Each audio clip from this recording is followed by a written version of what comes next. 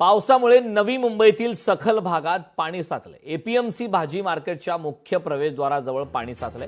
ग्राहक आणि नागरिकांना मोठ्या गैरसोयीचा सामना यामुळे करावा लागतो। अनेकांना गुडघाभर पाण्यातून वाट काढत मंडईत प्रवेश करावा लागत आहे।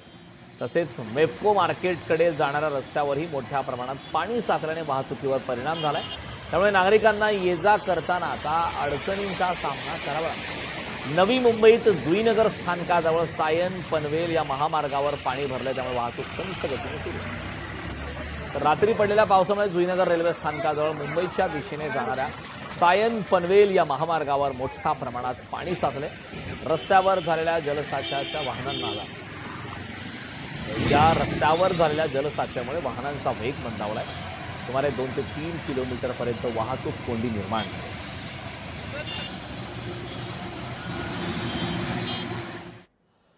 सिंधुदुर्गात रात्रभर पावसाची तुफान बॅटिंग झाली। काही ठिकाणी वादळी वाऱ्यासह पाऊस झाला। सकाळी पावसाने काहीशी विश्रांती घेतली। सिंधुदुर्गात रात्रभर वादळी वाऱ्यासह पाऊस झाला।